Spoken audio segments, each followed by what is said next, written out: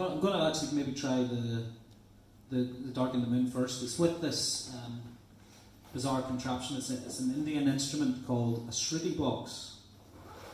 You heard it here first. It's kind of like the Chancellor of the Exchequer. Can I play this standing up? That's the question. I might just perch myself on the edge of the chair here, if that's all right. No one's any objections to that, no. So this is called The Dark and Moon, just a short kind of a cappella song with this droning instrument over the top of it. Oh, we work between the drifting hours, all the daytime's there, but the night time's ours. Then no one here will remember you, but the dark and the moon already do. Oh, I long for you when you're away, for your soft reflection to ripple in the bay, and I'll howl and call you my bride, and have you cool on my heart like a tide.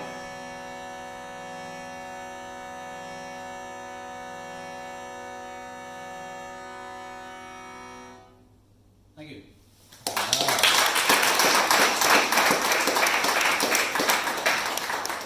Who is like a kind of the equivalent of like BBC Radio 2. He has a show on from like 10 to 12 at night, I think most nights of the week, called Dolph Jansen is his name.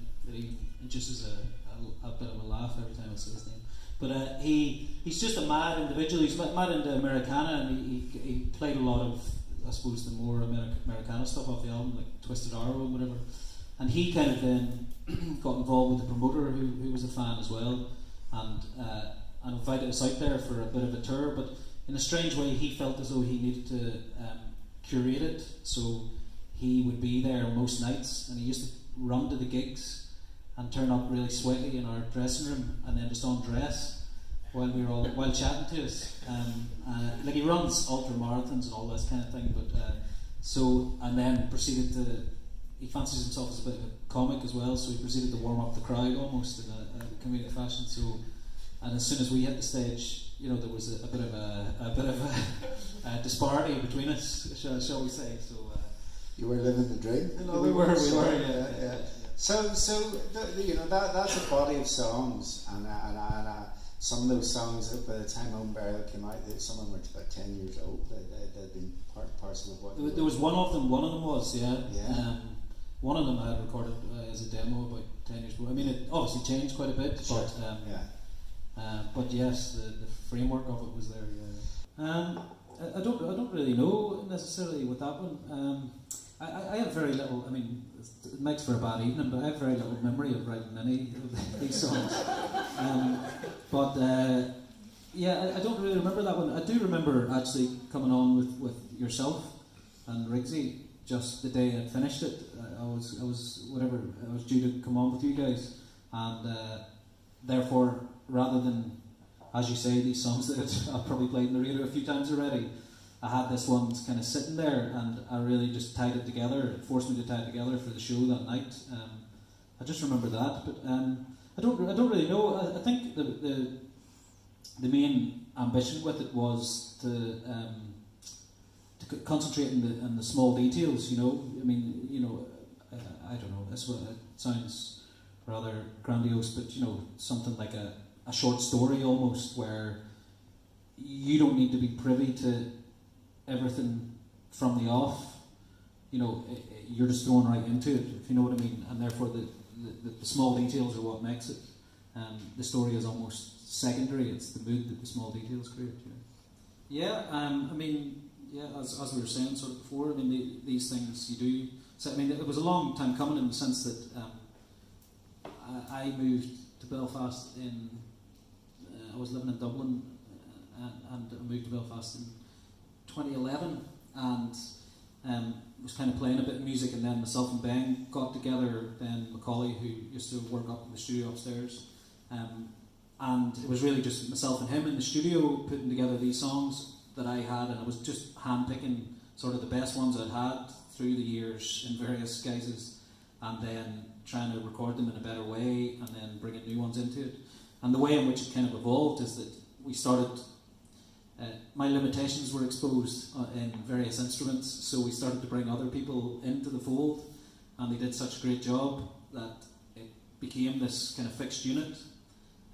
And therefore, some of the songs that I had almost done on my own with all my playing were pushed to one side and given space for these new ones, which were clearly much better and clearly more. There was more continuity to it, you know. But yes, so even at that, I was still tinkering and didn't want to necessarily put it out there. I mean, there's no doubt there's an element of fear that there is no one at the other end going, I want to hear this. I think this might be good. So yeah, so I kept delaying it, and then really we just had to release it. It was getting a bit, and even at that point, I wasn't sure that it was a finished job and that anybody would want to hear it. But yeah, so I mean, it's very gratifying that obviously that people seem to enjoy it. Yeah. This is a song called "Here Comes the Devil."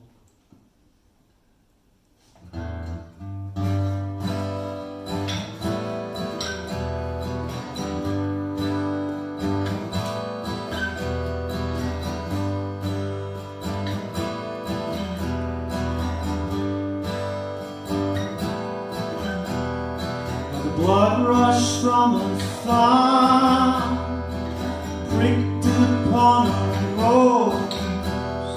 Well, here comes the devil.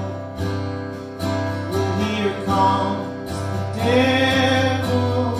You were so sweetly talking, you thought you were alone. Well, here comes the devil. Here comes the devil.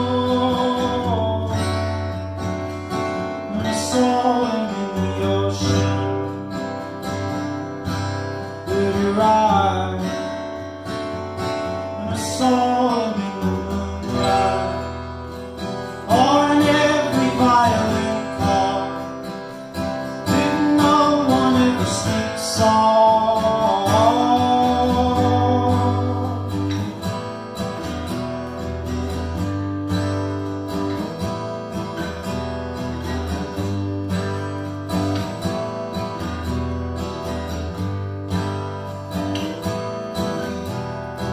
Sleeping flower mantis, ready to unload.